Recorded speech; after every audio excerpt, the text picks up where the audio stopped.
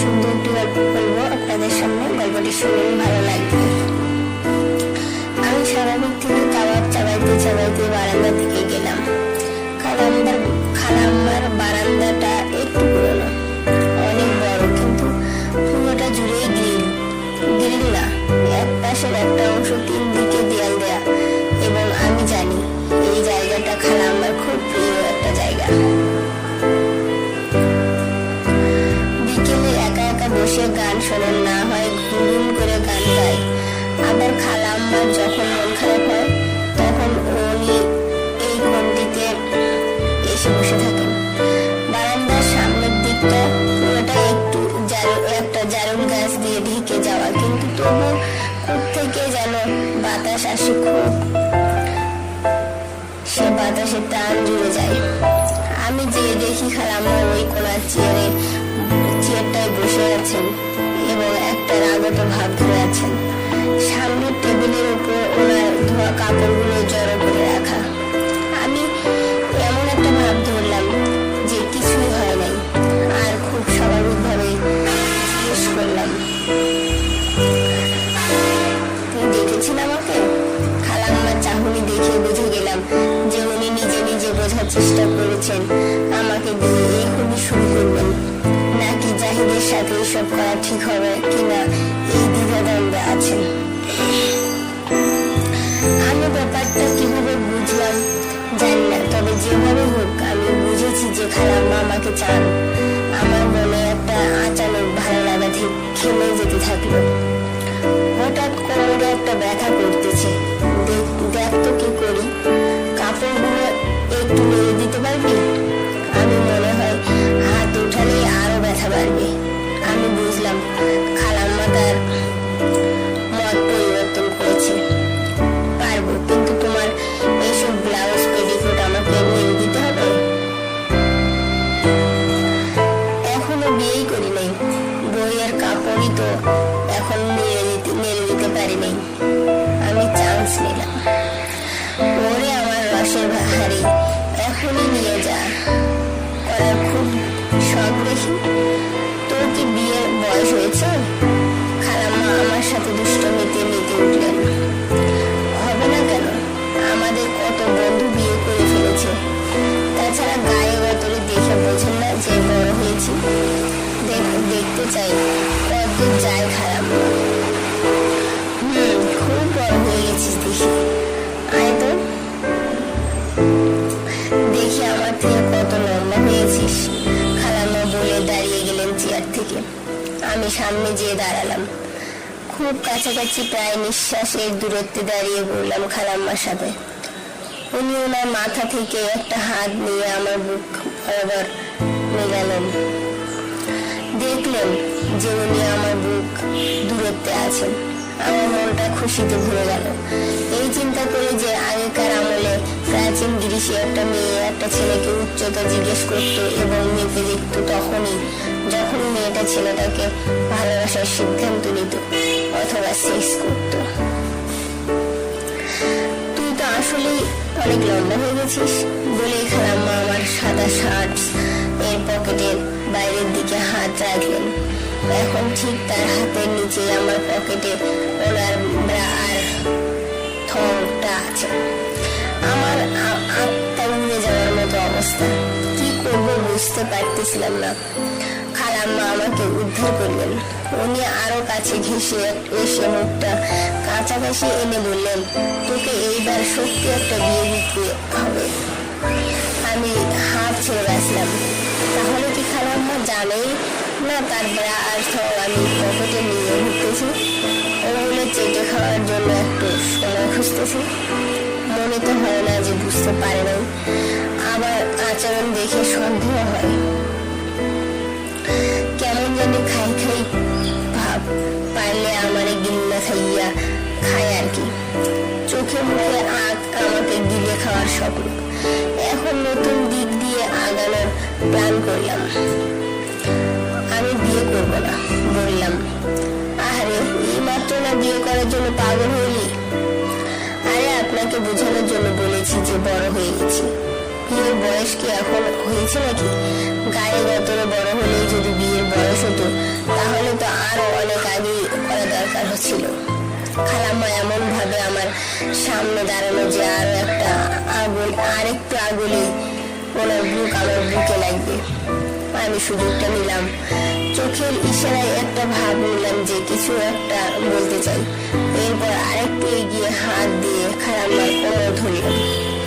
খেয়াল করলাম যে ওনার পেটের সাথে আমার পেট হালকা করে লাগলো। খালাম্মা দেখি আমার কোমর জড়িয়ে জিজ্ঞাসা দৃষ্টিতে তাকালেন। আপনাকে একটা কথা বলবো, যদি কিছু মনে না করেন তাহলে। আরে বল না রে, আমার কাছে কিছু বলতে আর তোর এত কাছাকাছি হবার কি আছে? খালাম্মা একটু থামলেন। বলে ফেলো না, এখানে তো আর কেউ নেই। এইটা তো ব্যাপার, আমি তো আপনাকে এরকম একটা জিনিসই জিজ্ঞেস করতে চাই। আরে ন্যাকামো করতে থাকবি নাকি বলবি? খালাম্মা এইবার রাগ দেখাই। কানে কানে বলি। খালাম্মা কেন? কানে কানে বলতে হবে কেন? এইখানে কে আছে? খালাম্মাকে একটু অবাক মনে হলো। আমার লজ্জা লাগে যে। ওরে আমার জাদু, হাসতে হাসতে তুই আমার আদরের জাহিদ, আমার কাছে এত লজ্জা করিস রে? তুই ছোট থাকতে আমি তোর দাইমা ছিলাম, সেটা মনে হয় জানিস না। তুই তো আমার নারী ছেঁড়া ধরে। বলে থামলেন খালাম্মা। আমি মনে খুব সেক্সি হয়ে গেলাম। দাইমা? আমি তো জানি খালাম্মার ওই উঁচা উঁচা দুধ খাইয়া আমি বড় হয়েছি। এবার মনে হয় অনেক কিছু বললে ফেলতে হবে। আমি আরো ডিপে ঢোকার সিদ্ধান্ত নিলাম। খালাম্মাকে জড়িয়ে ধরলাম হালকা করে, আর নিচের দিকে যেন না লাগে, কারণ আমি একদম গরম হয়ে গেছি। কথাবার্তা যদি মন মতো এরোটিক হয় তবে তো এরকম হবেই, যা আছে কপালে। কানের কাছে কান নিয়ে বললাম, দাইমা মানে কি খালাম্মা? ছোটবেলায় আপনি যে আমাকে বুকের দুধ খাওয়াইছেন সেটা কিন্তু আমি জানি। খালাম্মা একাধারে খুব অবাক আর খুব লাল হয়ে তাকিয়ে থাকলেন আমার দিকে। প্রথমে কপাট রাগ, এরপর লজ্জায় মুখ লুকালেন আমার বুকের দুধ শব্দটা মেনে নিতে পারছেন না মনে হলো। আমি আরো সিস্টেম করার জন্য বললাম, কি হলো খালাম্মা, তুই এইভাবে বললি কেন? কিল দিলেন বুকের মধ্যে। তুই যে জানিস আমাকে তো কোনোদিন বললি না। কিভাবে বলি? বাসায় সবাই থাকলে তো আর আপনি আমার সাথে এত ফ্রি থাকেন না। আজকে আপনাকে দুবার জড়িয়ে ধরেছি দুষ্টুমি করে, আপনি তো কিছুই বলেন নাই। তাছাড়া আপনার দুধ যে আমি খেয়েছি এটা ফ্রি না হলে বলা যায়? লজ্জায় লাল হয়ে এই কুত্তা বারবার বলছিস কেন? আমার লজ্জা করে না? লজ্জার কি আছে? আমি তো লজ্জা পাই নাই। চুপের কি?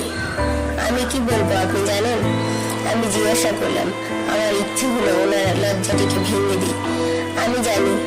খালাম্মা খুব হালকা সুরে বললেন, না জানেন না, আপনার দুধ খেয়েছি দেখেই এখনো মাঝে মাঝে আমার খেতে ইচ্ছে করে।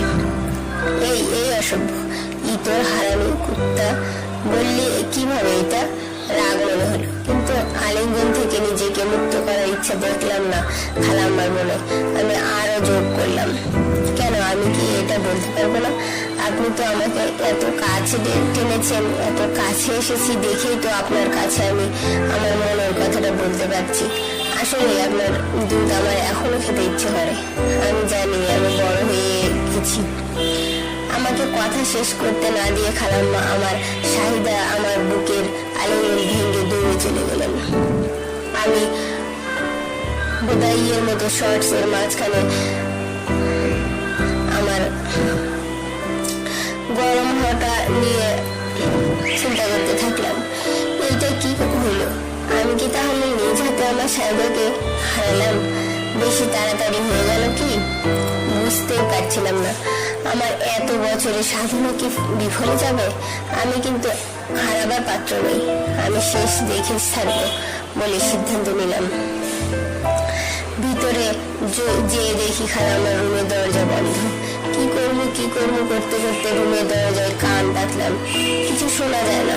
একটু পরে শুনলাম খালাম্মা বাথরুম থেকে বের হলেন। তার মানে কি দুইটাই হতে পারে। নর্মালি বাথরুমে গেছেন অথবা হয়তোবা অন্য কিছু করছেন। এতক্ষণ যে ইরোটিক ফিল্ম রোলার আমি চালিয়েছি খালাম্মার উপর, সেটা থেকে বের হতে পারবেন না খালাম্মা। নারা ওটাকে দিয়েছি। যাক, বিহলে মন রথে রুমে চলে এলাম। রুমে ঢুকে শুয়ে শুয়ে ভাবছি উথাল পাথাল অনেক কিছুই। ল্যাপটপটা খুলে পড়ল, মুভি খুললাম, কিন্তু দেখতে ভালো লাগছে না। উঠে যেয়ে দরজাটা বন্ধ করে এলাম। ছিটকিনিটা জ্যাম। বিছানার গায়ে দিয়ে পকেট থেকে খালাম্মার ব্রা আর থংটা বের করে নিয়ে ভাবছি, আর হাত বোলাইতে থাকলাম। থঙের যে জায়গাটায় জিনিসটা থাকে জিব্বা দিয়ে চেটে দিলাম। না, কিছুতেই মনকে মানাতে পারছি না। থাক, আর ভাবতে পারছিলাম না। শুয়ে শুয়ে ভাবতে আমার কখন যে